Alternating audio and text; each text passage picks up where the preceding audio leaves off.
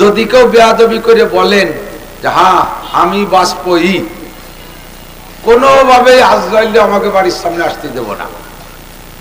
বাড়ির সামনে দুটো কালা কুত্তো বানিয়ে রাখছে, আর হুজুররা কইছে যে বাড়ি কুত্তো থাকে সে বাড়ি ফেরেশতা আসে না। তাহলে এই বাড়ির সামনে দুটো কুত্তো থাকলে আজরাইল তো ফেরেশতা সে তো ঢুকতে পারলো না। একদম সবসময় সাথে একটা কুত্তো রায়। তুই সবসময় কুত্তো রাখিস কা? হুজুরকে কাছে শুনছিস না যার কাছে কুকুর থাকে তার কাছে ফেরেশতা আসে না? সেই জন্যই তো কুত্তো রাখছি, মরার ভয়তে কুত্তো রাখছি। কেন? কয় ফেরেশতা আজরাইল কুত্তো কাছে থাকলে বলে আসে না, সেই জন্যই মরার ভয়তে কুত্তো রাখছি। যে কুত্তো তোর সাথে তো আগে একটা কুত্তো দেখতাম, সেটা কো? সেটাই বছর 2 আগে মারা গেছে। সেই কুত্তটারে মারলো কিনা? আজরাইল মারছে। যে আজরাইলি তুই সাথে যদি সবসময় কুত্তো রাখিস তাহলে কুত্তো মারা আজরাইল তো আছে, তো যে আজরাইল আসবে কুত্তো মারতে ওই সফরে তোরেও মারিয়ে যাবে। কতক্ষণ বেয়াদবি করে বলবেন, গাদ্দারি করে বলবেন, মস্তানি করে বলবেন আমি বাঁচবই, বলেন কেউ আছেন? সাহস পাবেন? আল্লাহ কয় তোরে মারবো এই জায়গা, তোরে বাড়িও যেতে দেব না। খালি কয়ে দেখ। যাই কিছু করি না করি, অনেক বাহাদুরি দেখাই, কিন্তু এই জায়গা মোটে মাতুব্বারি চলে না, ঠিক না? অল্প একটু হায়াতের সীমা রেখা আমার আপনার জানা নাই। দুনিয়ার সব মেশিনের সাথে ওয়ারেন্টি কার্ড দেয়, এই মানুষ নামের মেশিনটা জন্মের সাথে আল্লাহ তাআলা একটা ওয়ারেন্টি কার্ড গলায় ঝুলোই দেয় নাই যে তুমি এতদিন বাঁচবা। আছে? কেন দেয় নাই? অন্যান্য মেশিনের কাছে ওয়ারেন্টি কার্ড দেয়, এই কার্ড পরিচালনা করে মানুষে। ওই মেশিনটা ট্রাবল দিলে মানুষই যাইয়া তার এগেনস্টে যা করার তার করে রদ বদল পরিবর্তন করে নিয়ে আসার ক্ষমতা রাখে। আর মানুষ নামের মেশিনটার গলায় যদি ওয়ারেন্টি কার্ড দেয়, এও তো ওই মানুষ দেখবে। ধরে নেন আমার জন্মের সময় লিখে দিয়েছে গলায় একটা কার্ড ঝুলাইতেছে, আমার দেশে 60 বছর, আপনার দেশে 70 বছর। যারা যেটুক কার্ড দিয়েছে এই কার্ড দেখে দেখে প্রত্যেক দিন হিসাব করতাম যে আরে কপাল, আর কয়দিন আছি? আজকে একদিন চলে গেল, আজ 1 বছর চলে গেল, এই তো 1 যুগ চলে গেল, এই 30 বছর চলে গেল, আর কয়দিন আছি? 30 বছর পার হওয়ার পরে কার্ডের টাইম দেখতে দেখতে ভয়তে 60 কাটাতে পারবেন না, তার আগে স্টক করে মরে যাবেন। এজন্য আল্লাহ তাআলা এই হায়াতের ওয়ারেন্টি কার্ড আমারে আপনারা জানাই দেন। আল্লাহ পাক বলেন ওমা তাদরি নাফসুম মাযা তাকসিবু গাদা ওমা তাদরি নাফসুম বিআইয়ি আরদিন তামুত। আগামীকাল কে কি ইনকাম করবা, একটু পরে কে কি খাবা, এটাও তোমারে আমি জানতে দেই নাই। আর কে কোন জায়গা কতদিন পরে কোন জায়গা কি হালাতে মারা যাবা, এইটা আমি কেউরে জানতে দেব না। এই অস্পষ্ট থাকার কারণে তুমি 1 ঘন্টা পরে মারা যাবা, তাও তুমি এখনো পেঁয়াজের ক্ষেত কুপাতি থাকবা। 1 ঘন্টা পরে মারা যাবা, তাও তুমি অফিসে যাওয়ার জন্য প্রস্তুতি নিতে থাকবা। 1 ঘন্টা পরে মারা যাবা, তাও তুমি বিদেশ যাওয়ার জন্য কাগজপত্র রেডি করতে থাকবা। চলছে কি চলছে না কথা কন? এই হায়াত, এই মানুষ নামের মেশিনটার জন্য, এর জন্য কোনো ওয়ারেন্টি কার্ড নাই, হায়াতের কোনো জানা নাই, গ্যারান্টি নাই কতদিন বাঁচবো। তবে হায়াত সীমিত, হায়াত সীমিত। আল্লাহ পাক বলেন আমাল হায়াতুদ দুনিয়া ইল্লা কালিল। দুনিয়ার জিন্দেগি একেবারে কম। এই যুবক আমার দিক, একেবারে কম। ভালো করে মনে রাখবেন, আল্লাহ যদি কেউরে কম কয় তাহলে তার চেয়ে আর কম হয় না। আল্লাহ যদি কোনো বিষয় বলে খুব বেশি, তাহলে তার চেয়ে আর বেশি হওয়ার জায়গা থাকে না। আল্লাহ যদি কেউরে বলে ভালো, তাহলে তার চেয়ে ভালো হওয়ার আর উপায় থাকে না। আল্লাহ যদি কেউরে কয় মন্দ, তাহলে ওর চেয়েও মন্দ হতে পারে না। ঠিক কি ঠিক না? আল্লাহ পাক বলেন আখিরাতের হায়াত ওয়া ইন্নাদ দারাল আখিরাতা লাহিয়াল হায়াওয়ান। আখিরাতের হায়াতে হায়াত, ওই হায়াতের শুরু হবে তুমি মরার পর থেকে, আর তার শেষ হবে না। না, বুঝতে পারিনি। আখিরাতের হায়াত শুরু হবে মরার পর থেকে, আর তা কি হবে না? একটু কম কি হবে না? কত কোটি বছর পরে শেষ হবে না। কোটি কন, কোটি কোটি কোটি কোটি কোটি কোটি কোটি, আর নিজের হাঁটুর কোটির বাটি খুলিয়ে যাবে, তবুও কোটি কয় শেষ হবে না। তারপরও আখিরাতের হায়াত শেষ হবে না। কল সুবহানাল্লাহ। জান্নাতের মধ্যেও শেষ হবে না, জাহান্নামের মধ্যেও শেষ হবে না। ও দোস্ত, পাগলামি করিস না যুবক, এর কি চলে শুনিস না। বহু আনন্দের গল্প সব ওয়াজের মাঠে করছি, সব শেষ। আশাবাস সগীরা ওয়া আফলাল কাবীর, দাড়ি গজাইয়া শেষ হয় নাই, সেই সময় থেকে ওয়াজের মাঠে আসছি। গজানুও শেষ, তারপরে পাকা শুরু করছে, অর্ধেকের বেশি পাকিয়ে গেছে। হঠাৎ করে শুনবে একদিন আমার মৃত্যু খবর, কেঁদে কেঁদে আসবে সবাই, দিতে শুধু কবর। এখন চলতি পথে রাস্তাঘাটে ফোনে ফোনে জ্বালায় জ্বালায় জ্বালায় মৃত্যু। বাড়ি যতক্ষণ থাকি ফোন আর নগদে মানুষ দলে দলে, হুজুর একটা ডেট দেন, মিষ্টি নিয়ে আসবে, মাছ নিয়ে আসবে, ফল ফ্রুট নিয়ে আসবে, আঞ্চলিক যা আছে সব নিয়ে আসে। এই এলাকার মানুষ পিএস নিয়ে যায় বস্তা বই, একটা ডেট আনার জন্য। এখনো যাইতে আছে, যেদিন শুনবে যে মৌলানা নাসির সাহেব মারা গেছে, আর কেউ একটা টাকা নিয়েও যাবে না, 1 কেজি মিষ্টি নিয়েও যাবে না, 1 কেজি পেঁয়াজও নিয়ে যাবে না, একটা মাছও নিয়ে যাবে না। হয়তো মোহাব্বত থাকলে, ভালোবাসা থাকলে, সময় যদি সুযোগ থাকে, যাতায়াত ব্যবস্থা যদি ভালো থাকে, 3 মুঠ মাটি দেওয়ার জন্য যাবে, পথের দাঁত দেওয়ার জন্য কেউ যাবে না। সব বুঝে ফেলাইছি, ধীরে ধীরে সবই শেষ হয়ে গেছে। কাব্বারানি মৌতুল কুবারা। আর এখন আমরা হচ্ছি মুরব্বী, স্টেজের প্রধান বক্তা, বলতে আমার লজ্জা লাগে। হাযা মিন আশরাতিস সাআ, এটা কিয়ামতের আলামত। ইযা উসিদাল আমরু ইলা গায়রি আহলি ফান্তাজিরিস সাআ, যখন অযোগ্যকে চেয়ারে বসানো হবে, তখন বুঝবা যে কিয়ামতের বেশি বাকি নাই। এই সব চেয়ারে বসছেন আবুল হাসান যশোরী, এই সব চেয়ারে বসছেন হাবিবুল্লাহ মিসবাহ, এই সব চেয়ারে বসছেন হযরত মাওলানা আলী হোসেন সাহেব হুজুর, হযরত মাওলানা আশরাফ আলী সাহেব, আকরাম আলী সাহেব। এই সব মুরব্বীরা ধীরে ধীরে চলে গেছে। এখন আমাদের সামনে আকরাম আলী সাহেব আছে, পুড্ডর হুজুর বসছেন, মুরব্বীরা নাই। এখন আমাদের মতো পাঙ্কু পুঙ্কু চেয়ার দখল করছি। বুঝে নেন যে কিয়ামতের বেশি বাকি নাই, দুনিয়ার 12টা বাজিয়ে গেছে। আবার একদিন আমিও থাকবো না, এ জায়গা আসতেছে, পিছে পিছে কেউ আসবে, ধীরে ধীরে কমতেই আছে, ধীরে ধীরে কমতেই আছে। এই জন্য আমার সোনা যুবকরা, আমার প্রিয় বন্ধু যুবকরা, আমি বুড়োকে ওয়াজ করি না, তা তো সবসময় বলে নেই, কারণ বুড়োরা এমনি মুনিশি হয়ে গেছে। হাঁটুর জোর নাই, চোখের পাওয়ার নাই, বাহুতি বল নাই, কোমরে জোর নাই, সব শেষ হয়ে গেছে। আগে রাতের বেলা হেসাক ধরাইয়া 3 ঘন্টা কাজি হচ্ছে, এখন দিনের বেলাও বেলাটা সহি দেয় না। চশমা যাওয়া ভাই ঘরের দরজা তালাশ করে পাই না, উঠোনে মেরি দেয়। এই জন্য বুড়োকে ঠ্যাং একখান কবরে, চাকা একটা ভাঙসার হয়ে গেছে, সব শেষ। এমনি ভালো হয়ে গেছে, কাজে কাজে আস্তাগফিরুল্লাহ একটাই কান্দিয়ে দেয়, ওই কথা নেবে।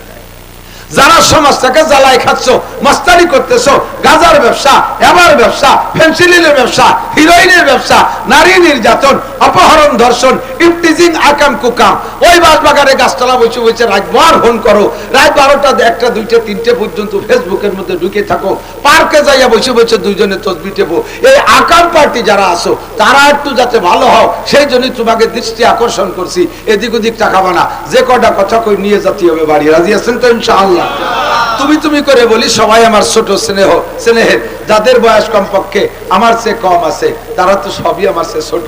এই জন্য মোহাব্বতের সাথে তুমি বলি, তাই বলে তুই বলি না, তুমি বলি। তুমিটা স্নেহের শব্দ। আর বাংলা ভাষা আর উর্দু ভাষার ভিতরে প্রশস্ততা আছে। বাংলা আর উর্দু ছাড়া অন্য সব ভাষার ভিতরে একটাই শব্দ সম্বোধনের তুই। ওই সৌদিয়ানরা তুই তুই কয়, ইংরেজিতেও তুই কয়, বিদেশে সব জায়গা তুই, ছেলেতে বাপরেও তুই কয়, জুনিয়ররা সিনিয়রকে তুই কয়, প্রেসিডেন্টে জনগণে তুই কয়। আর আমাদের বাংলা ভাষার ভিতরে প্রশস্ততা আছে, ঠিক না? 3টে ক্লাস। কয় ক্লাস? আলি মস্ক করতে মাঝে মাঝে। কয় ক্লাস? একটু হুসফাস না মারলে মনে হয় যেন হচ্ছে না আমার কিছুই। সম্বোধনের কয় ক্লাস? ছোটদের স্নেহের সাথে, মোহাব্বতের সাথে তুই বলা যায়। সমসাথীদের সাথে গলায় গলায় যারা চলাফেরা করে, তারা একে অপরকে তুই তুই কয়। তবে বয়স হয়ে গেলে, একটু বড় হলে আর তুই বলা ঠিক না, তখন সমসাথী হলেও তুমি তুমি বলাই ভালো। আর বয়সে বড় হলে, সম্মানে বড় হলে, বয়সে বড় হোক আর না হোক, পদমর্যাদায় বড় হলে তাকে আপনা আপনি সম্বোধন করতে হয়। ফাঁকে একটু কয়ে যাই, অনেকে স্ত্রীর সাথে তুই তুই কয়, বলেন সে বয়সে ছোট অথবা পদমর্যাদায় ছোট, আপনি বিটা হিসেবে, একটা বেটু বহর আছে স্বামী হিসেবে, মহিলাকে এই পাওয়ারটা নাই, সেই খাতিরে তারা দুর্বল বলতে পারে। তবে তুই না বলে স্ত্রীকে তুমি সম্বোধনের ভাষা ব্যবহার করবে, তাতে সন্তানরা সেখান থেকে ভাষা শেখে। মহিলার একটা ব্যক্তিগত মর্যাদা আছে, সন্তানদের সামনে যদি তুই তুই বলেন, যদিও প্রতিবাদ করতে পারে না, ভিতরে কিন্তু একটু কষ্ট পায়। আদরের সাথে স্নেহের সাথে তুমি বলবেন। ছাত্রদেরকে উস্তাদরা আপনা আপনি বলতে বলার অভ্যাস করানো ভালো, এটা প্র্যাকটিসের জন্য। না হয় কমপক্ষে তুমি। তার ভিতরে যদি ছাত্ররা বড় আলেম হয়ে যায়, তারা যদি বড় মাপের হয়ে যায়, তখন তাদের সাথে তুই তুই করে না বলে তুমি তুমি বলাই ভালো। কতক্ষণ? আল্লাহু আকবার। এই জন্য মাঝে মাঝে ছোটদেরকে আমি স্নেহের সাথে তুমি বলবো। এই তুমিটা কিন্তু মুরব্বীরা না, মুরব্বীরা সবাই আপনি, সব মুরব্বীরা আপনি। সবাইকে মিলে আল্লাহ তাআলা জিজ্ঞেস করে, হে দুনিয়ার মানুষ, আমি কি তোমাকে কম দিয়েছি? সূরা আর রহমানের ভিতরে, সূরা আর রহমানের ভিতরে মাঝে মাঝে আছে, দেখছেন না? বেশ অনেকবার আছে, ফাবি আইয়ি আলাই রাব্বিকুমা তুকাজ্জিবান। শুনছেন না? শুনছেন? কোনদিন শুনছেন? শুনতে হয় কোয়ানে যে সে জায়গা কি যান মসজিদে। এমনি সময় সচরাচর হুজুরে হুজুর খুব একটা বলে না। রমজানে 30 পারা তারাবি বলাতে গেলে তো বলে, শুনছেন না? বলো, সুন্দর লাগে। মারাজাল বাহরাইনি ইয়ালতাকিয়ান বাইনাহুমা বারযাকুল লা ইয়াবগিয়ান। দুইটা সাগর দুই দিক দিয়ে এসে এক জায়গা মিলে গেল। দুইটার পানি দুই রকম, একটার পানি ঘোলা, আরেকটার পানি কালো। দুইটি একসাথে যায়, এর কোন পানির সাথে কোন পানি মেশে না। পানিতে পানিতে মেশে, কিন্তু কালারে মেশে না। মাঝখানে যে বেড়া, এই বেড়াটা কে দিয়েছে? আল্লাহ। এই বেড়াটা চোখ দিয়ে দেখা যায়? আল্লাহ কয়, আপনারা বলতে পারেন যে এই বেড়া চোখ দিয়ে দেখা যায় না, তা কিসির বেড়া? আল্লাহ পাক রব্বুল আলামিন বলেন, আরে আমার বানানো বেড়া তুই বুঝবি কি এরিয়া? মানুষের বানানো বেড়া চাই বোঝো না? এই কুত্তো খেতা, মানুষের বানানো বেড়া। আমি গেছি যশোর চৌগাছা মাহফিল করতে, তো একেবারে বর্ডারে ওই জায়গা দিয়ে তার কাটা দেশে যে জায়গা, তার কাটার এ পাশে ইন্ডিয়ান জমি আছে। ইন্ডিয়ানরা ওই পাশে থেকে কাঠ দেখাইয়া বিএসএফ এর কাছ থেকে এই পাশে চাষবাস করতে আসে। তা আমি বাড়ির সাথে কথা বলতেছি, ফোনে কথা বলতেছি। তো কথা বলতে বলতে পটলের ক্ষেত, এ বছর বাঙালিকেও পটলের ক্ষেত, পাশেই ইন্ডিয়ান পটলের ক্ষেত। বাংলাদেশি পটলের ক্ষেতে দাঁড়ায় দাঁড়ায় কথা বলতে বলতে হাঁটতে হাঁটতে ইন্ডিয়ার পটলের ক্ষেতের মধ্যে চলে গেছি। এর মধ্যে আর কথা যায় না, বন্ধ হয়ে গেছে। কি ব্যাপার? আবার এদিক সরিয়ে চলে এসে আবার কথা হয়। জিজ্ঞেস করলাম ঘটনা কি? ওই জমি হলো ইন্ডিয়ান জমি। এই নেটওয়ার্ক এমন বেড়াতেছে, যেই নেটওয়ার্ক বাংলাদেশি নেটওয়ার্ক ইন্ডিয়ার জমিনের ভিতরে যার সাথে সাথে বন্ধ হয়ে যায়।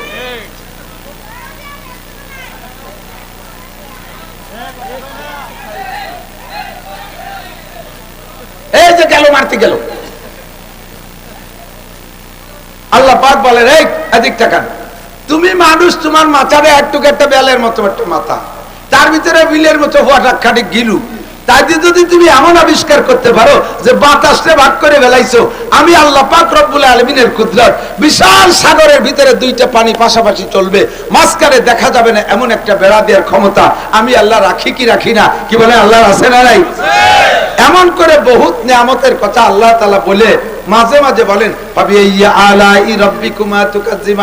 কোনটিকে তুমি বলিবে মিথ্যা, এ যে বিশ্বপতির দান। কোনটিকে তুমি বলিবে মিথ্যা, এ যে বিশ্বপতির দান।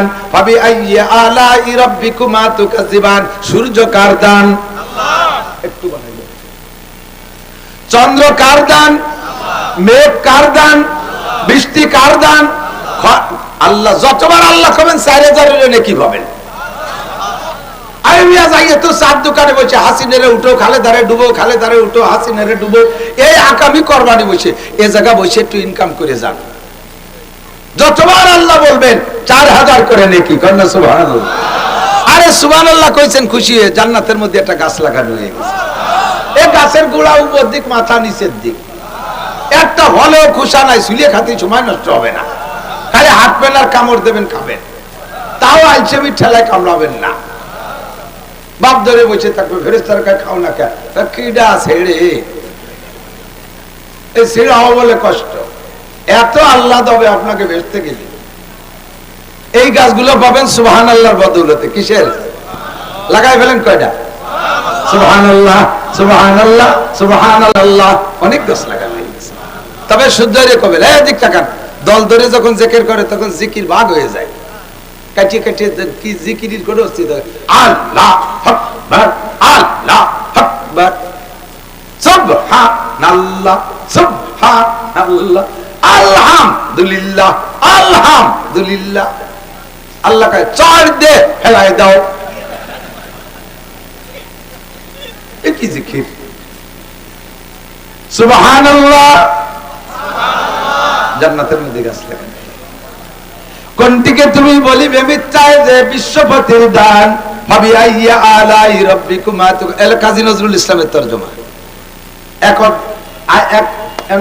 এক মিসরা হলো আয়াত, আর এক মিসরা তার তরজমা। কোনটিকে তুমি বলিবে মিথ্যা এ যে বিশ্বপতির দান, ভাবি আইয়া আলাই রাব্বিকুমা তুকাজ্জিবান। কি সুন্দর মিলেছে। তরজমার আয়াত দিয়ে একটা ছন্দ বানায় দিয়েছে। সবই কার দান? মাথাটা কে দিয়েছে? চোখ কে দিয়েছে? চামড়া কে দিয়েছে? এত সুন্দর কালার কে দিল? নাকটারে জায়গা মতো সেট করছে কে? চোখ দুটের এই জায়গা না দিয়ে ভাত ধরে দিলি দিতে পারত কে? এই চোখ যদি কপালে না থাকে নিচে হতো তাহলে তো এতদিন টেকতো না, খুচা খাচা লাগে মার খেয়ে যেত কত আগে, ঠিক না? তাহলে এত সুন্দর কারিশমা করে যে আল্লাহ তাআলা বানাইলেন, এবার হিসাব করেন তো দাম কত? পারবেন? দাম হিসাব করে পারবেন? একজন মানুষের মাথার মধ্যে যে গিলু আছে, সুস্থ পাগল মাথাল না, সুস্থ মস্তিষ্কের অধিকারী একজন মানুষের মাথার মধ্যে যে গিলু আছে, আজ থেকে 20 বছর আগে বিজ্ঞানীদের হিসাব, একজন মানুষের মাথা 20 বছর আগে দাম ছিল কত? তার মাথায় যে গিলু আছে এর দাম 40,000 কোটি টাকা। কত টাকার মাল মাথায় রে ঘুরতেছেন? 40,000 কোটি টাকা। এই জন্যই তো এই যে বস্তা বইরে নিয়ে মাথা কাটি বেশি বেলায় দেয়। আল্লাহু আকবার। আর এই এত দামি মাল কুরল যে বাড়ি দিয়ে সুরু সুরু দিয়ে ফেলাই দেন আপনারা, লাঠি দিয়ে বাড়ি দিয়ে ফাটায় ফেলাই দেন এই দামি মাল। আল্লাহ, মাথার দাম যদি এত হয়, এদিক তাকান, তাহলে হার্টের দাম কত? হার্টের কাজ কি? রক্ত তৈরি করে। লাংসের কাজ কি? হার্ট লাংস দুইজনে মিলে অক্সিজেন নেয়, কার্বন ডাই অক্সাইড করে বেরোয় দেয়, আমারে বাঁচায় রাখে, আমারে বাঁচায় রাখে। হার্ট আর লাংসের ডিউটি হলো এই। তাহলে মাথার ভিতরে গিলুর যদি এত দাম হয়, হার্ট আর লাংসের দাম কত হবে? একবার যদি হার্ট ফেল করে, একবার যদি নিঃশ্বাস বেরিয়ে যায় আর নিতে না পারে, তাহলে তার নাম হলো মরণ, এর নাম হলো ডেথ। সারা পৃথিবীর সমস্ত ডাক্তাররা মিলেও একজন মরা মানুষকে বাঁচাইতে পারবে? তাহলে হার্ট আর লাংসের দাম কত কোটি টাকা? আল্লাহ পাক এবার জিজ্ঞেস করে, বান্দা আমি তোমারে এত টাকা খরচ করে বানাইছি আর অসংখ্য নিয়ামত তোমার জন্য তৈরি করে রেখেছি। সূর্যটা জীবন ভরে আলো দেয়, কোনোদিন তার বিল দাও না। চন্দ্রটা আলো দেয়, কোনোদিন তার বিল দাও না। তোমাদের এই কারেন্ট ব্যবহার করো, 3 মাস বিল না দিলে লাইন কেটে দিয়ে যায়। আমারে কোনোদিন বিল দাও না, আমারে কোনোদিন বিল দাও না। আমি বিল নীতি কোনো লোকও পাঠাই না। আল্লাহ পাক বলেন, তারপরও আমি তোমাদের এই লাইট বন্ধ করে দেই না। চন্দ্রটা ঠিক মতো ওঠে, সূর্যটা ঠিক মতো ওঠে। সাপ্লাই পানি যারা ব্যবহার করে, আমাদের শহরাঞ্চলে তো সাপ্লাই পানি আছে, আমাদের ওদিক গ্রাম অঞ্চলে নদীর পানি রিফাইন করে খাওয়াচ্ছে। এ মাসে 500 টাকা করে বিল দেওয়া লাগে। 3 মাস বিল না দিলে পানি বন্ধ, 3 মাস বিল না দিলে পানি বন্ধ, গ্যাসের বিল না দিলে পানি বন্ধ। আল্লাহ তাআলা কয়, আমার গ্যাস জীবন ভরে ব্যবহার করতেছো, আমার পানি জীবন ভরে ব্যবহার করো, আমার লাইট জীবন ভরে ব্যবহার করো, কোনোদিন আমি বিল চাই না, আমি কোনোদিন বিল চাই না। আর বিল দিচ্ছ না, আমি বিল আমার দাবি আছে, কিন্তু তোমরা বিল দাও না, তারপরে আমি তোমাদের জন্য এই কোনো একটা লাইন কেটে দেই না। সূর্য উদয় বন্ধ হয় না, চন্দ্র উদয় বন্ধ হয় না, বৃষ্টি বন্ধ হয় না, নদ নদী খাল বিল বন্ধ হয় না। কথা বলেন ঠিক কি ঠিক না? আল্লাহ পাক বলেন, তোমারে বানাইছি কোটি কোটি টাকা দিয়া, তোমার জন্য কোটি কোটি টাকার নিয়ামত আমি ব্যবহার করতেছি। এবার তোমার পিছনে আমার কোনো উদ্দেশ্য আছে? জানতে চাইলাম। আল্লাহ স্বীকার করছি, জি আল্লাহ তোমার উদ্দেশ্য আছে। বলো। আল্লাহ পাক বলেন, ওমা খালাকতুল জিন্না ওয়াল ইনসা ইল্লা লিয়াবুদুন।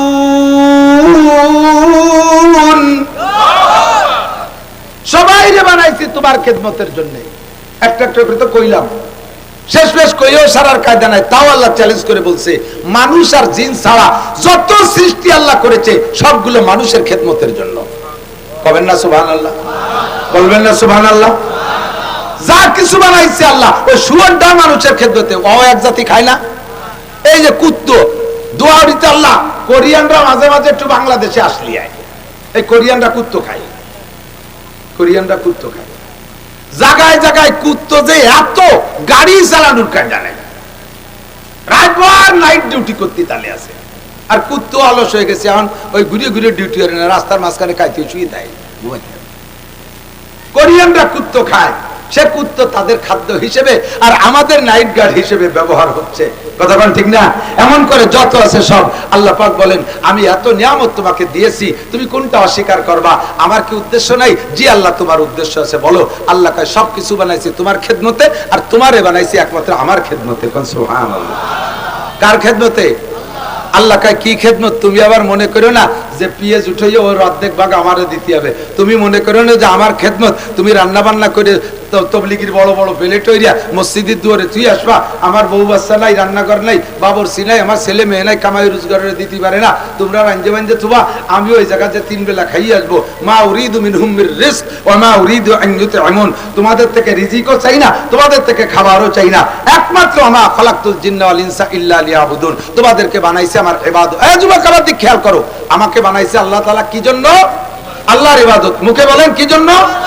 আরেকবার বলেন কি জন্য? আল্লাহর ইবাদতেরই জন্য। কথা একটু ভালো করে বুঝতে হবে। ছাত্ররা খেয়াল করবে, যুবকরা খেয়াল করবেন। যদি আল্লাহ বলতেন ওয়া খালাকতুল জিন্না ওয়াল ইনসা লিইবাদাতি, আয়াতের তরজমা কাছাকাছি, আমি জিন আর ইনসানকে বানাইছি আমার ইবাদতের জন্য। আয়াত কিন্তু এরকম না। আয়াত হলো ওয়া মা খালাকতুল জিন্না ওয়াল ইনসা ইল্লা লিয়াবুদুন। আর এই অর্থই দেবে আরেক ভাবে বললে ওয়া খালাকতুল জিন্না ওয়াল ইনসা লিইবাদাতি, আমি জিন আর ইনসানকে বানাইছি আমার ইবাদতের জন্য। এভাবে না বলে আল্লাহ পাক বলছেন, আমি জিন আর ইনসানকে অন্য কোন কাজের জন্য বানাই নাই, একমাত্র আমার ইবাদতেরই জন্য বানাইছি। দুইটার ভিতরে পার্থক্য কি বোঝেন? যদি বলতেন আমি জিন আর ইনসানকে আমার ইবাদতের জন্য বানাইছি, তাহলে অর্থের ভিতরে আসতো প্রশস্ততা থাকতো। তুমি অন্য অন্য অনেক কাজ করবা, যা খুশি তা করবা, ফাঁকে ফাঁকে আমার হাতে গোনা কটা ইবাদত করবা, যেমন হিন্দুরা করে। দুনিয়ার সব কিছু করে, ফাঁকে ফাঁকে সন্ধ্যের সময় একটু উলুধ্বনি দেয়, সকালবেলা উঠে একটু মূর্তি সেবা করে, একটু কুর্নিশ করে, আর ওই গরুস্থানার ভিতরে গোবর ছটকাইয়া বাড়ি ভরে সব জায়গা ছিটাইয়া জায়গারে পবিত্র বানায়। আর 12 মাসে 13টা পুজো করে, এই হাতে গোনা কয়টা, আর বছর বইরে যা খুশি করে বেড়ায়। এর নাম হলো আমি তোমারে বানাইছি ইবাদতের জন্য। তার মানে যা খুশি করে বেড়াবা, ফাঁকে ফাঁকে আমার 4 ভাষা ইবাদত করবা। কিন্তু আল্লাহ এভাবে না বলে বলছেন, অন্য কোন জন্য বানাই নাই, চেয়ারম্যান হওয়ার জন্য বানাই নাই, মেম্বারি করার জন্য বানাই নাই, এমপিগিরি করার জন্য বানাই নাই, রাষ্ট্র পরিচালনার জন্য তোমারে আমি বানাই নাই, তোমার ডজন ডজন বিয়ে করিয়া শুয়াই শুয়াই ছেলে মেয়ে প্রোটেকশন দেওয়ার জন্য আমি বানাই নাই, কোন কাজের জন্য বানাই নাই। তোমাকে বানাইছি একমাত্র 24টা ঘন্টা আমার ইবাদত করার জন্য। আর কিছু করতে পারবি না, আর কিছু করতে পারবি না, কিচ্ছু করতে পারবি না, 24 ঘন্টা আমার ইবাদত। কে বলছে? এবার আল্লাহ পাক রব্বুল আলামিনের সাথে একটু জ্ঞানজাম বাদাই নিলাম। আল্লাহ, তোমার কথায় কাজে তো ভালো মিল পাচ্ছি না। তুমি কও যে তোমারে বানাইছি একমাত্র ইবাদতের জন্য, এর মানে শয়নে স্বপনে 24 ঘন্টা ইবাদত করতে হবে। আবার তুমি তো কোরআন শরীফের মধ্যে বলছো ওয়াজআলনা নাওমাক ওয়াজআলনা নাহারা মাআশা, ও বান্দা তোদের জন্য দিন বানাইছি, এর মধ্যে কামাই রোজগার করবি। তুমি সূরা জুমার মধ্যে বলেছো ফাইজা কুদিয়াতিস সালাতু ফান্তাশিরু ফিল আরদি ওয়াবতাগু মিন ফাদলিল্লাহ, নামাজ পড়া হয়ে গেলে মসজিদে বসে খেজুরে বিরিতির আলাপ করি না। বুঝলো? পারে যে পেঁয়াজের খেতে পেঁয়াজ লাগা, রসুন বুনো, পাট বুনো, ধান বুনো, এই ড্রাইভার গাড়িতে যা, দোকানদার দোকানে যা, অফিসিয়াল অফিসে যা, যার যে কাজ আছে সে কাজে সহায় কর, হালাল রুজি উপার্জন কর। তোমার নবীও বলেছে কাসবুল হালালে ফরিদাতুন বাদাল ফরিদা, সব ফরজ আদায় করার পরে পুরুষের জন্য সর্বশ্রেষ্ঠ ফরজ হলো হালাল রুজি উপার্জন করা। এখন এই সবগুলো তো তুমি বলেছো, তোমার এই কথার পর আমল করতে গিয়ে দেখি দুনিয়ার যে কোনো কাজে গেলে 8 ঘন্টার কম ডিউটি নেই। কতক্ষণ? কয় ঘন্টা? 8 ঘন্টা। তুমি কইলে 24 ঘন্টা ইবাদত করতে, আবার তুমি কামাই অত্তীয় কইলে সে কামাইতে তো 8 ঘন্টা চলে যায়। এই 8 ঘন্টা কিভাবে ইবাদত করব? এরপরে আরো কাজ আছে, তুমি নিজেই বলেছো ওয়াজআলনা নাওমাকুম সুবাতা, দিনের বেলা পরিশ্রম করবি, ক্লান্ত শ্রান্ত হয়ে যাবি। এই ক্লান্তি দূর করার জন্য কোনো ঔষধ নাই, একমাত্র রাতের বেলা 8 ঘন্টা ঘুম। তোমাদের ঘুম দিয়েছি প্রশান্তি, তাহলে 8 ঘন্টা ইনকাম করলাম, 8 ঘন্টা ঘুমালাম, 16 ঘন্টা চলে গেল। তুই কি বলে কইলে 24 ঘন্টা ইবাদত করতে হবে? এরপরে তুমি আবার কোরআনে কইছো আকুলু ওয়াশরাবু, তুমি খাওয়ার পান করো। 3 ওয়াক্ত খাতি গেলি, রান্তি লাগে আর 3 ঘন্টা, খাতি লাগে জিরে খাইতে 3 ঘন্টা, এই তো চলে গেল 6 ঘন্টা, 16 আর 6 22 ঘন্টা, খায় মাত্র 2 ঘন্টা। আবার তুমি কও 24 ঘন্টা ইবাদত করতে হবে। বুঝলাম না তুমি কও কি আর করো কি। এরপরে তুমি আরো মেলা কাজ দিছো, তুমি বলছো ওয়ানকিহুল আয়ামা মিনকুম ওয়াসসালিহিনা মিন ইবাদিকুম ওয়া ইমাইকুম ইয়াকুনু ফুকারা ইউগনিহিমুল্লাহু মিন ফাদলিহি। হে মুরব্বিরা, তোমাদের যুবকগুলোরে দামড়াগুলোরে বিয়ে দাও। এই বিয়ে দেশ না বলে দেশের আগাম বাগান নষ্ট হয়ে যাচ্ছে, দুনিয়ার ভাইদের ডিস্টার্ব করতেছে, তাড়াতাড়ি আগে বিয়ে দাও। তোমরা আল্লাহ বিয়ে দেবো এসব অকর্মা, এই সমন্বয় আন্দোলন করিও চাকরি পেলাম না। ওরা কয়েকজন মাত্র পদ পাইছে, আর আমরা তো সবই বেকার ঘুরে বেড়াচ্ছি। তাই এই ওয়াকালে বিয়ে দিয়ে এগুলো করি খাবে কি? আল্লাহ কাই ইয়াকুনু ফুকারা ইবনিহিমুল্লাহু মিন ফাদলিহি, বিয়ে দিয়ে দে, অভাব দূর করে দেব আমি, ধনী বানাই দেব আমি। কন্যা সুবহানাল্লাহ। তাহলে বিয়ে করতেও সময় লাগে, এবার বিয়ে করে তার বউ ছুঁয়ে এদিক ওদিক যায়, ওর পিছনে তো সময় দেওয়া লাগে। এরপরে তো 1 বছর পর প্রোডাকশন শুরু হয়ে গেছে, জামাল কামাল লালটু বল্টু জুয়েল টুয়েল, 1.5 বছর 2 বছর 3 বছর পরে একটা ভর্তি তালে বুঝি। এই যে এত জাবেলা চাপাই দিয়ে আবার 24 ঘন্টা ইবাদত করতি, তোমার তো কথায় কাজে মিল পাচ্ছি না। বুঝছেন কথা? পেঁয়াজ বাচ্চা কি বাদে নাই? আমাদের দুনিয়ার পক্ষেও কোরআন শরীফের আয়াত আছে, আবার আল্লাহ ইবাদত করতে বলছে তাও আয়াত দিয়ে। এখন এই এই দ্বন্দ্বের মীমাংসা কি শুনবেন না? দরকার আছে? গ্যামজাম বাচ্চা কিনা, প্রতিদ্বন্দ্বী হয়েছে কিনা কথায়, হ্যাঁ বিরোধ হয়ে গেছে কথা। এই বিরোধ কথার মীমাংসা কি আল্লাহ পাক রব্বুল আলামিনের কাছে জানতে চাইলাম। আল্লাহকে কোনো সমস্যা নাই, এই বিরোধের সমাধান হলো মাত্র 2টা কথার ভিতরে। তোমার 24 ঘন্টার যা কিছু করবা, এই যা কিছু করবা সবগুলোরে ইবাদত বানানোর একটা ব্যবস্থা আছে।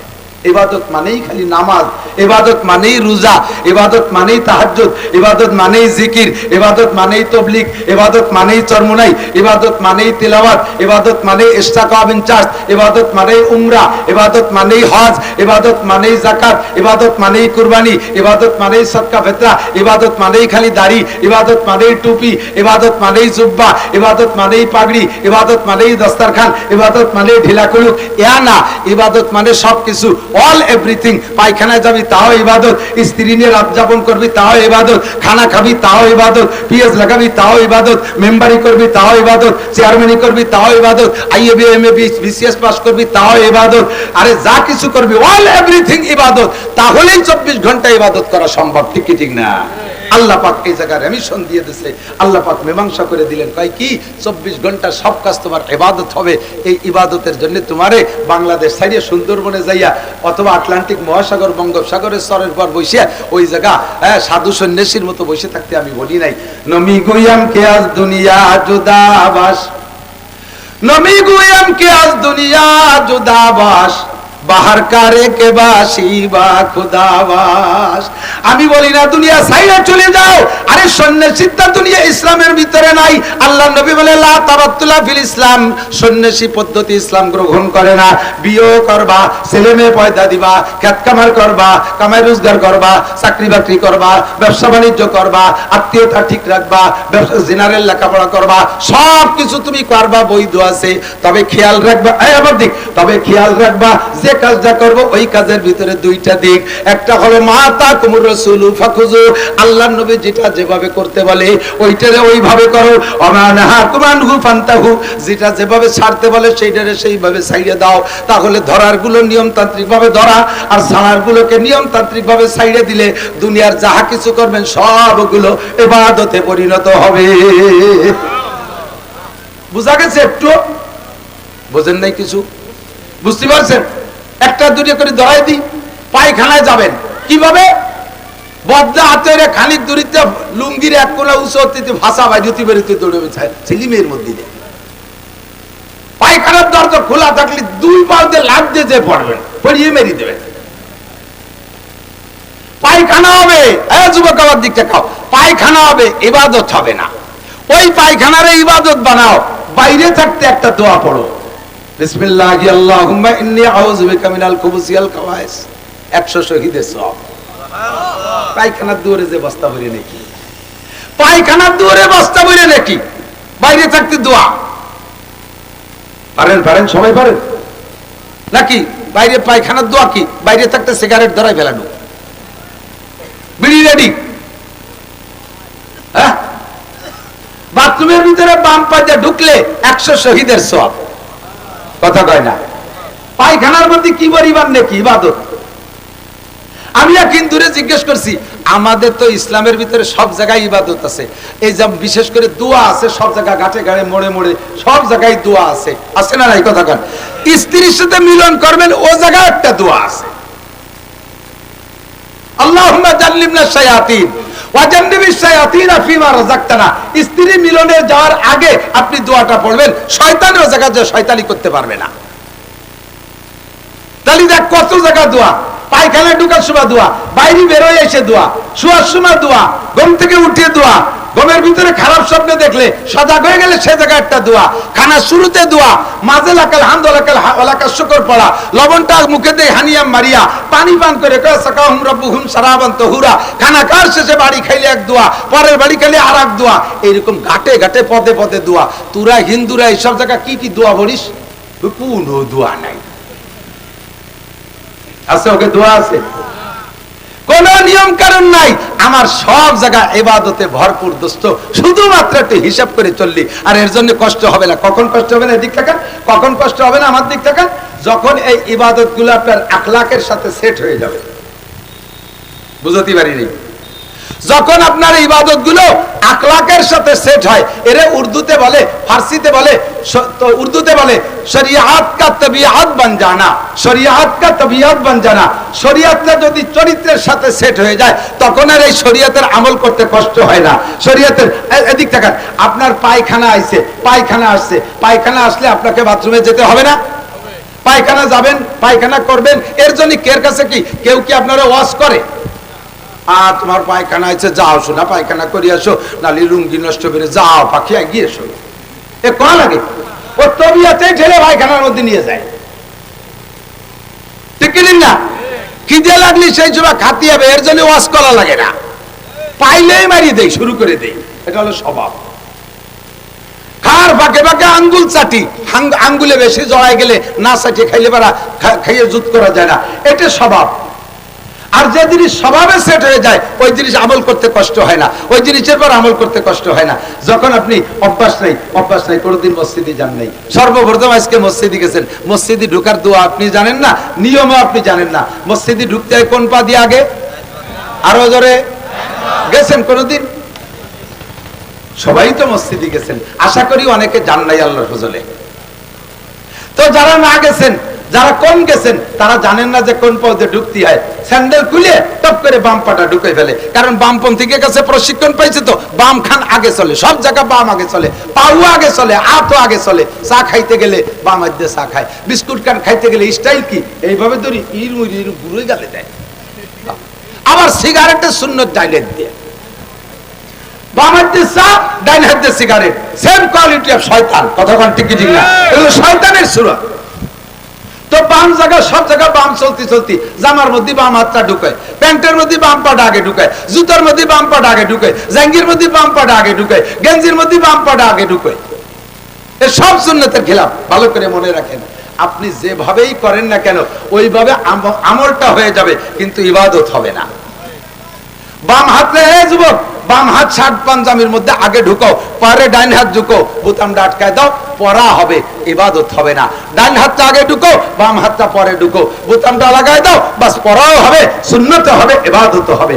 জুতার মধ্যে ডাইন পাটা আগে ঢুকাও, বাম পাটা পরে ঢুকো, পড়াও হবে, ইবাদত হবে। বাম পা আগে ঢুকো, ডাইন পা পরে ঢুকো, পড়া হবে, ইবাদত হবে না। কান পচাবার ভিতরে বাম পা আগে ঢুকো, ডাইন পা পরে ঢুকো, বেল্ট ফিতে যা আছে বাঁধতে দাও, পড়া হবে, ইবাদত হবে না। ডাইন পাটা আগে ঢুকান, এরপরে বাম পা ঢুকান, পড়াও হবে, ইবাদত হবে। খোলার সময় এবার বাম সাইড দিয়ে খোলা, খোলার সময় বাম সাইড দিয়ে খোলা, বাম হাতটা আগে খোলা, বাম পাটা আগে খোলা। এখন বাথরুমের ভিতরে যাবেন, তখন কি করবেন? বাথরুমের ভিতরে যদি জুতা থাকে, বলবো বাথরুমের ভিতরে যদি জুতো থাকে, এই টুকি, আমি তো আগেই বলে নিছি, ছোট মানুষ, আমি ছোট কথা কব। বাম পাটা আগে ঢুকবেন। জুতা যদি বাথরুমের ভিতরে আলাদা জুতো থাকে আর বাহিরের জুতো বাহিরে রেখে যেতে হয়, তাহলে বাম পা ঢুকোই জুতোর মধ্যে বাম পা দেবেন না, যাইয়া বাম পা ভিতরে খালি জায়গা রাখবেন অথবা জুতোর উপরে রাখবেন। পরে ডাইন পা ঢুকাইয়া ডাইন পা আগে জুতোর মধ্যে ঢুকাবেন, পরে বাম পা ঢুকাবেন। বেরোয় আসার সময় আবার বাম পাটা আগে খুলবেন, বাম পা বের হয়ে বাম পা খোলা বেরোনোর সময় বাম পা আগে খুলবেন, তো বাম পা আগে বের করবেন। বাইরে আবার জুতো রয়েছে, ওই বাম পা বের করে জুতোর মধ্যে ঢুকাই দেবেন না, জুতোর উপরে রাখবেন। পরে ডাইন পা খুলে এসে জুতোর মধ্যে আগে ডাইন পা পরে বাম পা। কথা কি বোঝা যাচ্ছে? তাহলে প্রত্যেক এক একটা নিয়মের উপরে আপনাকে সুন্নতের বিনিময়ে 100 করে শহীদের সওদার করা হবে। বাথরুমে ঢুকে এবার বসবেন কিভাবে? লুঙ্গিটারে মোড়াইয়া মাজার সাথে দলা বলা হয়ে বসে নিরিবিলি বিড়ি একটা ধরাইয়া সুখ টান দিতে থাকবেন। পায়খানার দুমো আর বিড়ির দুমো একসাথে চষবেন, এতে ক্যান্সার রোগের চিকিৎসা হয়ে যাবে। আস্তাগফিরুল্লাহ। লজ্জার ব্যাপার, ঘৃণার ব্যাপার। এই যারা পেশাব করতে বলছে আর পায়খানা বলছে বিড়ি খায়, কুত্তয়ও তাকে দেখে ধিক্কার দেয়। কুত্তয় কে তুই কিসির মানুষ? আমি কুকুর হয়ে তাই কোনোদিন আগার সময় খাই রে, খাওয়ার সময় আগি নিয়ে, আর তুই মানুষ হইয়া খাইতে বলছে পায়খানা করিস, পায়খানা বলছে খাইস, তুই কি? আল্লাহ ও কি? আমি কই দেই বালহুম আদাল্লু, ওগুলো চতুষ্পদ জন্তু কুত্তর সে খারাপ। বাথরুমের মধ্যে একজন বিড়ির ভাষা, বাথরুমের ভিতরে একজন বিড়ির ভাষা, ওখানে লোকেরা হুজুররা তুইছে কে গেল? এটা কি সুন্নাত? এটা কি নবীর তরিকা? বাথরুমের ভিতরে বসবেন কিভাবে? হাদিসে পরিষ্কার আসছে, নবী পাকও বাথরুম করার সময় তো সতর খুলতেন। দুনিয়ার কোন জায়গা সতর খোলো না খোলো, কমপক্ষে স্ত্রীর কাছে যাওয়ার সময় আর পায়খানায় গেলে সতর খোলাই লাগবে, তো পরিমাণ মতো খোলো। কতটুক? দাঁড়ানো অবস্থায় লুঙ্গিটারে খুলো না, আস্তে আস্তে বসো, যতটুক প্রয়োজন ততটুক খোলো, বাকি হাঁটু ঘিরে রাখো, বাকি হাঁটু ঘিরে রাখো। এই কথাটা মনে করে যে আমি যে হালাতে আছি এই হালাতটা কে দেখে? পায়খানার অবস্থা কে দেখে? কে দেখে? তো লুঙ্গি ভরা থাকলে, পায়জামা ভরা থাকলে, কিন্তু টাইট যে প্যান্ট পরছো, যা ভরে বসে পেশাব করা যায় না, তা ভরে তুমি এভাবে হাত বাঁকিয়ে নিয়ে সে জায়গা যে পুরো খুলি থিয়ে বসা লাগে। এরপরে আইছে ইদানিং হাই কমেট। হাই কমেটের ভিতরে আমার তো মানে হাই কমেটের ভিতরে বাথরুম করে আমার তৃপ্তি হয় না। হাই কমেটে বাথরুম করলে যে নিচে যে আগে আগে একজন কিছু করি টরি থেকে যে ভাঙচুক বাতায় ছুঁয়ে গেছে, মারিয়ে দিলি তো সিটে তোমার ভাষা সব ভেসবে। এই পরের গুমা হাঁড়িয়ে পানি দিয়ে ভাষা ধুয়ে টুয়ে তারপরে কি যে কবর লজ্জা হচ্ছে।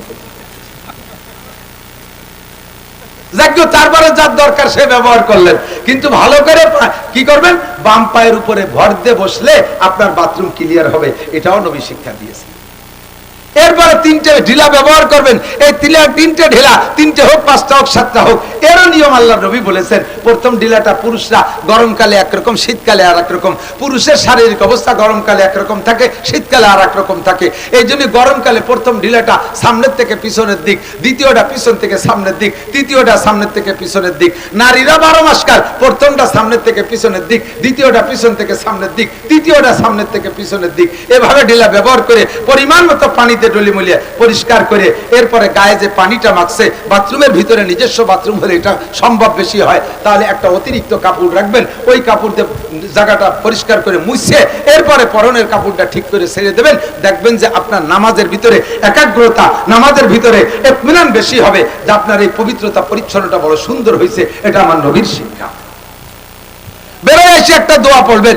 এক গাদি 5-6টা খাদ আছে, এই জায়গা 5-6টা খাদে বস্তা বস্তা নেকি পাবেন। করবেন আপনি, দুনিয়ার কাজ হয়ে যাবে আপনার ইবাদত। এটা হলো নবীর তরিকা, আল্লাহর হুকুম আর নবীর তরিকায় যাহা করিব তাহাই আমার ইবাদতে পরিণত হবে। কথা বলেন ঠিক ঠিক না? জানতে চাইলাম আল্লাহ, বুঝছি সবকিছু ইবাদত করব কতদিন? এদিক তাকান, এই খেয়াল করে না, এই এদিক ইবাদত করব কতদিন? মাসখানিক, এক চিল্লা, জায়গা বিশেষ, শুক্রবারে জুমার নামাজ, রমজানে ঈদের নামাজ, এই কি বলে 2 ঈদে ঈদের নামাজ, আর শুক্রবারে জুমার নামাজ, আর রমজানে কয়দিন রোজা আর তারাবি, এরপরে সারা বছর বিরতি। জিন্দেগির 40-50 বছর নামাজ পড়ছি, বাকি জীবন পড়বো না, এরকম। শুরুতে 40 বছর পড়বো না, শেষকালে 8 দিয়ে লাগবো, এরকম। আল্লাহ পাক বলেন সাবালেগ হওয়া থেকে নিয়া ওয়াবুদু রাব্বাকা হাত্তা ইয়াতিয়াকাল ইয়াকিন। তোমার রবের ইবাদত করো। ইবাদত কার? আল্লাহ। ওয়াবুদু রাব্বাকা, তোমার রবের ইবাদত করো কতদিন? হাত্তা ইয়াতিয়াকাল ইয়াকিন, ইয়াকিন আসার আগ পর্যন্ত। কি আশা? ইয়াকিন। একটু পান, কি আশা? ইয়াকিন আসার আগ পর্যন্ত। ইয়াকিন কাকে বলে? ইয়াকিন মানে গাঢ় বিশ্বাস। ইয়াকিন মানে গাঢ় বিশ্বাস। আপনি বলেন কোন কাজে আপনার গাঢ় বিশ্বাস আছে? আল্লাহর উপরে আপনার গাঢ় বিশ্বাস নাই। খেয়াল করে না এ মুসলমান, আল্লাহর উপরে যদি তোমার গাঢ় বিশ্বাস থাকতো, খোদার কসম তুমি মুসলমানের সন্তান হইয়া একটা ওয়াক্ত নামাজ ছাড়তে পারতে না। নিশ্চয় আল্লাহর উপরে তোমার বিশ্বাসের ভিতরে কমতি আছে। আল্লাহ থাকতেও পারে, নাও পারে। হাসরের উপরে বিশ্বাস নাই, নাসরের উপরে বিশ্বাস নাই, মিজানের উপরে বিশ্বাস নাই, পুলসিরাতের উপরে বিশ্বাস নাই, কবর আযাবের উপরে বিশ্বাস নাই, জান্নাতের উপরে বিশ্বাস নাই, জাহান্নামের উপরে গাঢ় বিশ্বাস নাই। যদি থাকতো তাহলে মুসলমান কোনো গুনাহ করতে পারে না। যদি এই বিশ্বাস একিন 100 ভাগ থাকতো তাহলে মুসলমান কোনো ইবাদত ছাড়তে পারতো না। আল্লাহ পাক বলেন কেউরে বিশ্বাস করিস আর না করিস আমার কিছু আসে যায় না, তবে একটা কথা মনে রাখিস, মরণকে বিশ্বাস করা লাগবেই লাগবে। কথাগান, মরণের প্রতি বিশ্বাস আছে না নাই? তা আল্লাহ পাক বলেন ইবাদত করবা ইয়াকিন আসার আগ পর্যন্ত। ইয়াকিন আসার আগ পর্যন্ত তার মানে ইয়াকিন আছে, বিশ্বাস আছে তোমার মরণের উপরে, মরণ পর্যন্ত। এ ভাই বলেন নামাজ কতদিন? মরণ পর্যন্ত। একটু বলেন, একটু স্লোগান দেন। নামাজ কতদিন? রোজা কতদিন? দাড়ি কতদিন? সিজনে সিজনে দাড়ি রাখে যুবকরা, বন্ধুকে নিয়ে একটা সেলফি তুলবে এই জন্য একটা দাড়ি রাখছে মেসি কাটিং। হযরত মাওলানা Messi cutting, France cutting, Italy cutting, এরপরে জেলেনস্কি কাটিং।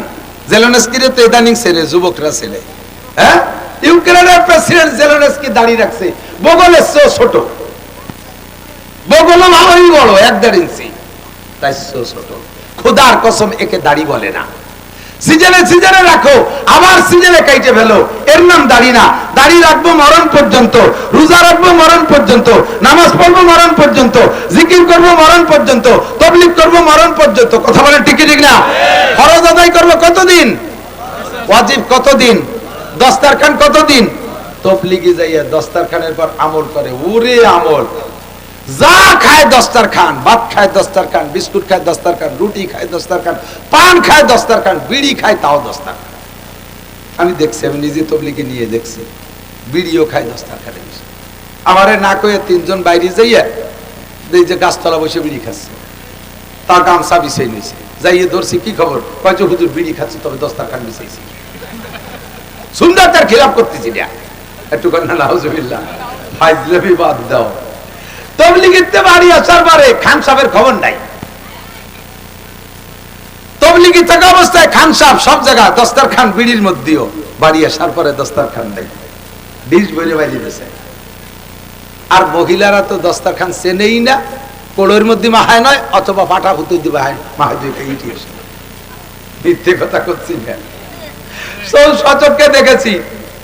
আল্লাহু আকবার। ফাঁকে একটা কথা কয়ে যায়, মা বোন যারা আছেন দূরে আছেন, এই কোড়ের কথা মনে উঠলো। রান্না কইরা সর্বপ্রথম খানা, আটখানা মহিলারা খাবেন না, হারাম না, সুন্নতেরও খিলাফ না, মাকরুহে তাহরিমিও না, মাকরুহে তানজিও না, আদবের খেলাফ, বরকতের পরিপন্থী। আটখানা মহিলারা চুলের পিঠির থেকে ওই কলার ভিতরে পাটার উপরে নামাইয়া ডলে বলে সাইডে খাইয়া এরপরে ঘরে আড়ি বাতিল নিয়ে যায়, এরপরে বেটাকে দেয় খাইতে। আপনি বরকত নষ্ট করে ফেলাইছেন। বাড়ির মুরব্বী পুরুষ যারা আছে আল্লাহ তাআলা তাদেরকে একটা পাওয়ার দিয়েছে, তাদের জন্য একটা সম্মান দিয়েছে, ঘরের আটখানা তাদেরকে খাওয়াবেন। হযরত সুলাইমান নবী আলাইহিস সালাতু ওয়াস সালাম সফরে যাইতেন, ওনার সিংহাসন নিয়ে উঠতেন সকাল থেকে দুপুর পর্যন্ত। 1 মাস ঘোড়ায় চললে যে পথ যাওয়া যায়, ওনার ওই সিংহাসনটা সকাল থেকে দুপুর পর্যন্ত অত পথ উঠত। বিমান, সর্বপ্রথম বিমানের মালিক হযরত সুলাইমান আলাইহিস সালাম। আবার ওই জায়গায় অফিস করে বিকেলে আবার একটু ফিরে আসতে পারতেন।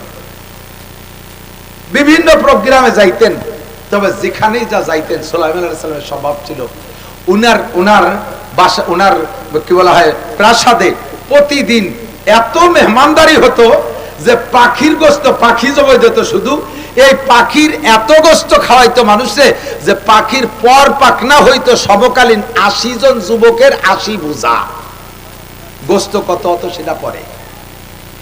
এই খানার থেকে উনি এক লুকমাও খাইতেন না। সুলাইমান নবী আলাইহিস সালাম বাসায় এসে প্রত্যেক রাত্রে বাসার খানাটা, রাতের খানাটা বাসায় খাইতেন। আর বাসায় এসে খাইতেন, যে স্ত্রীর ঘরে খাইতেন সেই স্ত্রীর অভ্যাস ছিল উনি যত রাত হোক, যত দেরি হোক, কখনো স্বামীকে না খাওয়াইয়া স্ত্রী খাইতেন না। আল্লাহ। একবার আসছে, পরিশ্রম খুব বেশি হয়ে গেছে, স্বাভাবিকভাবে প্রতি রাত্রে উনি 2টা রুটি খান। যে স্ত্রীর ঘরে খান ওই স্ত্রীর 4টে রুটি তৈরি করেন। 2টা রুটির স্ত্রী খাবে, 2টা সুলাইমান আলাইহিস সালাম খাবে। আজকে পরিশ্রম বেশি হয়ে গেছে, আজকে 2টা রুটি দিয়েছে, সুলাইমান আলাইহিস সালাম 2 রুটি খাইয়া হাত ধোয় না, প্লেট চাটতেছে, আঙ্গুল চাটতেছে, কথাও কয় না। তো স্ত্রী বলতেছে কি, ক্ষুধা রয়ে গেছে, রুটি আরো লাগবে, তাও হা না কয় না। তাহলে চুপ করে থাকলে সমর্থনের লক্ষণ না? স্ত্রী বলছে যে হ্যাঁ আরেকটা রুটি লাগবে। বাসায় ঘরের ভিতরে ঢুকে যে উনি আরেকটা রুটি আইনা সুলাইমান আলাইহিস সালামের প্লেটে দিয়েছে। এই সাথে খালি মহিলারা না, পুরুষরাও শিক্ষা নিয়ে। সুলাইমান আলাইহিস সালামের সামনে আরেকটা রুটি আইনে দিলে সুলাইমান আলাইহিস সালাম ওই রুটিটা না খাইয়া জিহ্বারে টানিয়ে ধরে নিজে হাত দিয়ে জিহ্বারে পিটেছে, তোরে জম্মের খান খাওয়াই দেবো, তুই এই 3 নম্বর রুটি খান খাবি, এটা তো আরেকজনের হক, তুই 3 খান খাইয়ে পেট ভরে শুয়ে থাকবি। আর ওই মহিলার তো 2 রুটি না হলে রাতের ক্ষুধা মেটবে না, সে 1 রুটি খেয়ে তার ঘুম হবে না, আজ জিহ্বে তোরে জম্মের খান খাওয়াই ছাড়ি দেই। 2টা শিক্ষা। 1 নম্বরে, স্বামীর যদি এরকম অতিরিক্ত প্রয়োজন থাকে, স্ত্রী আগে জম্মের খাইয়ে দেয়, আড়ি খালি তুই দিছে, প্লেটে যে কটা তুইছে স্বামীর জন্য, তাতে তার পেট ভরে নাই, লোকটা কষ্ট পাবে, এই জন্য আগে স্বামী দিয়ে খাওয়াইয়া পরে আপনি খাবেন। এবার স্বামী যারা খাবেন তারাও বড় মুরগি রান্না করছে, এ মাটি কো কোল যে কো, আমি গিলে কসকসাই খাই, রান কো, মুরগিতে মাথা হয় না, বাইসে বাইসে সব তুমি গেলছো। ও বিটি তো কোনোদিনও কোনো জায়গায় দাওয়াত খাতি যায় না, মহিলা মানুষ, তারা কেউ দাওয়াত করে না, বাড়ি যেদিন ভালো খানা হয় সেদিন তারা একটু খায়, আর তুমি শগুনির মতো সব খুঁটিয়ে খুঁটিয়ে খাই ফেলেছো, ও বিটি কবে ভালো খাবে? জন্মের সত্যি কথা কইছি না? এরকম সুসোয়ার দল আছে না নাই? বাইরেও খায়, বাড়ির তো চাই ছেলি ফেলে দেয় খাইয়ে। আমি হুজুর মানুষ, বাইরে তো আমার খাওয়ার শেষ নাই, বাড়ি গেলে আমি কিছু খাতেই পারি না। আল্লাহ রহমতে বাড়ি তো বাজার ঘাট আমি কম করি না, খুব বাজার করি, খাইয়েই শেষ করে বেলায় দিছি। যা কিছু বাড়ি হয় আমি ওতে লামসাম সামান্য খাই, কারণ আমি যতই জোরাজুরি করি বাড়ির মহিলারা আমার সামনে তো তারা বড়টা নেবে না, কাজে আমি যখন দেয় আমি অল্প অল্প খেয়ে দিয়ে চলে আসি, থাকলে তো তারাই খাবে, মাছের মাথাটা তারা খাবে, বড় মাছের মাথাটা তারা খাবে। আমার কাছে কি বলা ইলিশ মাছের পেটির মাছ ভালো লাগে, ওকে বিটিকে ভালো লাগে না? তুমি ক্যান্সার বলে তুমি চাইছে চলে খাই বেলাই দেওয়া, এটা নবীর আদর্শ না। এ জায়গায় ইবাদত। স্ত্রী হক, স্ত্রীকে খাও, তুমি যেমন বিছানায় ঘুমাও স্ত্রীকে তেমন একটা বিছানা কিনে দাও। তুমি দাঁতের বিছানায় ঘুমাবা গালিটা, আর স্ত্রীকে তুই উড়ন খেতা বিছেছো। তুমি বিদেশি কম্বল গায়ে দাও, স্ত্রীরে দেশো এমন একটা ল্যাব যার ভিতরে আষাঢ়ে মেঘের মতো, জায়গায় তুলু আছে জায়গায় নেই, ফাঁকা ফাঁকা হয়ে গেছে। এটা ঠিক না। যাহা কিছু করিব সব ইবাদত বানাইতে হবে, কতক্ষণ ঠিক না? মা বোনরা খানা খাইবেন, আপনারা খানা খাবেন, বাড়ির পুরুষদেরকে আগে খাওয়াইয়া, পুরুষরা খানা খাবেন, পরবর্তী যারা আছে তাদের দিক বিবেচনা কইরা এই কাজটা আপনার ইসার হবে। ওয়ায়ুসিরুনা আলা আনফুসিহিম ওয়ালাউ কানা বিহিম খাসাসা, নিজের পেটে ক্ষুধা থাকতে আরেকজনকে প্রাধান্য দিয়ে তারে খাওয়াইয়া দেয়। আল্লাহ পাক তাদের বড় প্রশংসা করে, এদের জন্য রেখেছে আল্লাহ পাক দুনিয়া আখিরাতে বিশাল নিয়ামত। মা তাকুমুর রাসূল ফাকুযুহু ওয়া মা নাহাকুম আনহু ফান্তাহু। যত ইবাদত আছে সব ইবাদত করতে, আরে আমার হায়াতের সীমা রেখা আছে জানি না কবে, তবে আমার ইবাদতের সীমা হলো মরণ পর্যন্ত, ঠিক না? আল্লাহ ইবাদত করলে কি দিবা তুমি কও? আল্লাহ পাক রব্বুল আলামিন বলেন সব ইবাদতের প্রতিদান আখিরাতে দেব, আবার সব ইবাদতের প্রতিদান দুনিয়ায় আছে।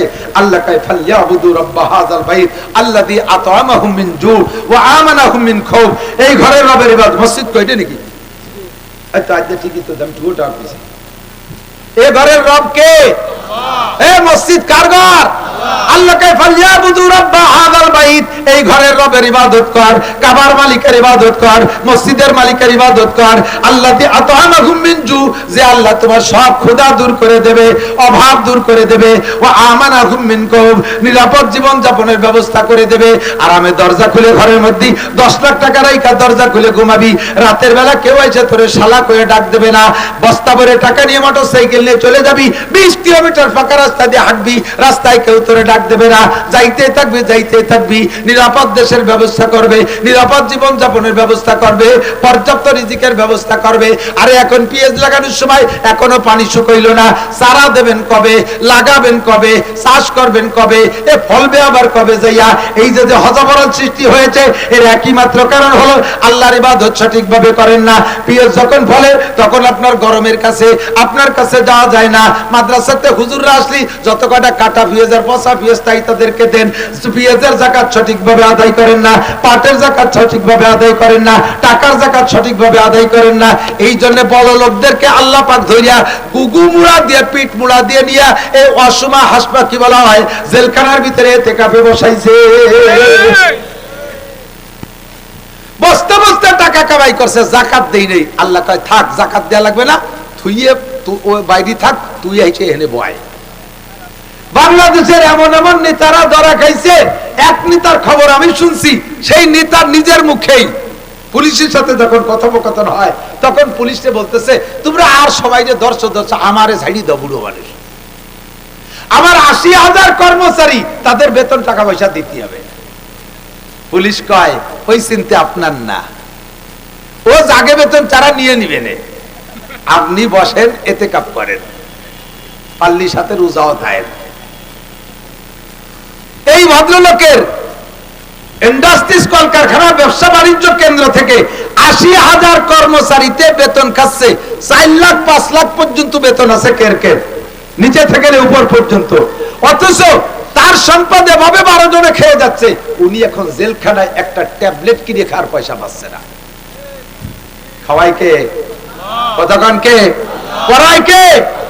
আরে এতে একদল রে দিয়ে আপাতত বলতেছি, এরকম সব দলই গুল্লি ফিল্লি দেওয়া জায়গায় ঘুরি টুরি আইছে, ও শ্বশুর বাড়ি সবাই বেড়াইছে, এ দল ও দল সে দল আরো দল, ঠিক কিনা?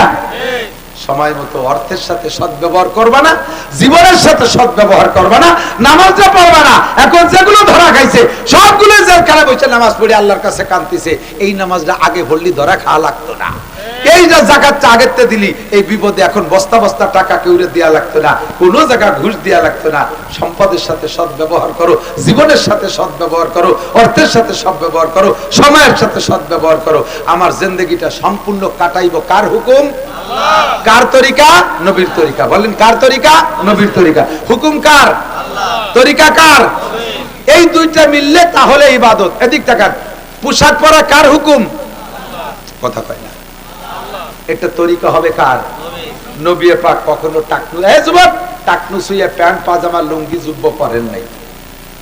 তুমি যদি পোশাক পরছো, টাকনু সুইয়া প্যান্ট পাজামা লুঙ্গি জুব্বা ঝুলাইতেছো, পোশাক পরা হবে, নবী আল্লাহর হুকুম হবে, নবীর তরিকায় মেলে নাই, ওইটা ইবাদত হবে না। পুরুষের টাকনুর উপরে থাকবে কাপড়, মহিলাদের টাকনুর নিচেই থাকবে। পোশাক পরছে আধা হাঁটু করে, মহিলারা পায়জামা বানাইছে ডিভাইডেড পায়জামা, আধা হাঁটু করে পোশাক পরা হবে, নবীর তরিকা হলো না। আল্লাহর হুকুম হয়েছে কিন্তু নবীর তরিকায় মেলে নাই, কাজেই তোমার এটা ইবাদত হবে না। যে কাজ করব সব কাজগুলো আল্লাহর হুকুম আর নবীর তরিকায়। রাজি আছি তো ইনশাআল্লাহ? আল্লাহ পাক আমাদের সবাইকে তৌফিক দান করে। আমি শুধু গাছের গোড়া ধরাই দিছি, এমন করে আপনি বাইতে থাকবেন, উঠতে তালে থাকবেন, শেষ পর্যন্ত যাবেন ইনশাআল্লাহ। আমার সাথে একটা তারিখ মুখস্থ করেন, আর এর আগে একটা এদিক টাকার জিহাদের ডাক আসে, ফিলিস্তিন যেতে হবে। এই তুমি কি ফিলিস্তিন যাচ্ছ নাকি? বল, তালবি আলিম আগে ওঠো, শেষ পর্যন্ত শুনবি, জিহাদের খাতে নাম লেখাতে হবে। ফিলিস্তিন, লিবানন, গাজায় যুদ্ধ করতে যাইতে হবে। রেডি? কারা কারা? মন থেকে? টাকা লাগলেও খরচ করে যাবেন? এবার কমে গেছে, তাও যে না আপনার টাকা নিলে যাবো, তাই নাকি? টাকা লাগলে যাবেন? টাকা খরচ করতে রেডি? সত্যি রেডি? ভিসা যদি করে দেওয়া হয় যাবেন তো? ঠিক আছে, আল্লাহু আকবার। ও জায়গা গেলি তো যদি মরে যান তারও রাজি, শহীদি জান্নাত। কোন আলহামদুলিল্লাহ, শহীদি জান্নাত। মরতে রাজি কে কে? ইসলামের জন্য জিহাদ করে মরতে রাজি কে কে? আপনার জীবনের দাম কত? লক্ষ লক্ষ কোটি কোটি টাকা, ঠিক কি ঠিক না? আপনি জিহাদের জন্য জীবন দিতে প্রস্তুত? নারায়ে তাকবীর! বিশ্বের মুসলিম একই তো আছে, একই কি হবে? এক হয়ে কিছু করতে হবে না? যা করতে হবে তাই করতে হবে। জিহাদ করো। বিশ্বের মুসলিম এক হও, জিহাদ করো। এক হও, জিহাদ করো। জুবাইডের চেলারা, নেতানিয়াহুর চেলারা, খ্রিস্টানদের আস্তানা, ইহুদিদের আস্তানা, কাদিয়ানীদের আস্তানা, নেতানিয়াহুর চামড়া ও শুয়োরের চামড়া আমরা তুলতে যাবো কেন? নেতানিয়াহুর চামড়া কুত্তয় কামড়া, নেতানিয়াহুর চামড়া, নেতানিয়াহুর চামড়া, জুবাইডের চামড়া, ওই শুয়োরের চামড়া আজকে শুনতে যাই আমাকে আত্মা ভাগ করবো কেন? আল্লাহ, আমরা তুলতে যাবো না, বাস কুত্তয় তুলে ফেলাবে, ঠিক কি ঠিক না? আমরা গুলিয়ে দেবো, মরে যাবে, কুত্তয় তুলে খেয়ে ফেলাবে। আল্লাহ মুসলমানদেরকে এক ও নেক করে দিক, সবাই বলেন আমিন। জিহাদের ময়দানের জন্য কবুল করেন। আরে ভাই, যাইতে পারতেছেন না, 100% শিওর যাইতে পারতেছেন না, এই যে চেতনাটা ব্যক্ত করলেন, এর বদৌলতে আল্লাহ তাআলা কিয়ামতে বদরি মুজাহিদিনদের সাথে জান্নাতে করে দেবেন। রাজি আছেন না ইনশাআল্লাহ? একটু ভিতরে থাকতে হবে। বাকি আপনার জীবনের দাম বেশি না 500 টাকার দাম বেশি? কথা কয় না। জীবনের দাম বেশি না 500 টাকার দাম বেশি? জীবনের দাম বেশি না 100 টাকার দাম বেশি? এই সবাই মিলে জিহাদে যে জীবন দিতে রাজি হয়ে গেছেন, জীবন দিতে রাজি হয়ে গেছেন, এটা প্রমাণ হবে যদি পকেটে 100-200 টাকা থাকে, নগদে দিয়ে দেন, তাহলে বোঝা যাবে যে হ্যাঁ, জীবন দিতে আপনি পারবেন। আর পকেটে 100 টাকা দিয়ে আসবে না, ব্যান্ডে উঠে দেন, আমরা যে জিহাদ করিয়েছি আল্লাহকে মাই দিও তোমার সিনসি ভালো হইছে বিসমিল্লাহ কইয়া। আরে সে জায়গা যাবেন। এই ইরানের মেয়েরা জিহাদ ফান্ডে গায়ের অলংকার খুলে দিয়েছে। যারা ফেসবুক দেখছেন, দুই একজনের সাক্ষী দেন। দেখছেন কি দেখেন নাই? ইরানের মেয়েরা গায়ের অলংকার খুলে দিয়েছে। কয়েক টন স্বর্ণ জমা হয়েছে শুধু মেয়েদের দিয়ে অলংকারে। আল্লাহর দ্বীনকে জিন্দা করার জন্য, বাইতুল মুকাদ্দাসকে মুসলমানদের কবজায় আনার জন্য, মুসলমানের নামটাকে পতাকার উপরে উড়ানোর জন্য মেয়েরা অলংকার খুলে দিছে। পর্ব না দুনিয়ার অলংকার, আখেরাতে যে জান্নাতে পর্ব। যে পরিমাণ মানুষ মারা গেছে, 70% 70% নারী আর বাচ্চা, শিশুরা আর নারী, মহিলারা বেশি মরছে। আল্লাহ সকল মহিলাদেরকে এবং বাচ্চাদেরকে, শহীদদেরকে জান্নাতের পাখি হিসেবে এখনই জান্নাতের প্রতি ঢুকাই দিয়েছে। বলেন আলহামদুলিল্লাহ। আল্লাহ পাক আমাদেরকে সে নসিব যদি করে, আমরা রেডি আছি। তবে তারা জিহাদের জন্য, ইসলামের জন্য অলংকার খুলে দিয়েছে, আমরা অলংকার চাইতেছি না। পকেটে বিসমিল্লাহ করে হাত দেবেন, 100, 200, 500 টাকা যার যেমন আছে এক্ষুনি রেডি করে ফেলেন। ছাত্ররা ভিতরে যাচ্ছে, যাও ভিতরে ঢুকে পড়ো, যাও ছাত্ররা। এই মাদ্রাসার ছাত্র, অন্য মাদ্রাসার ছাত্র না, অন্য মাদ্রাসার ছাত্র কালেকশন গুছাকে সানিয়ে বিল আর বাড়ি চলে যাওয়ার।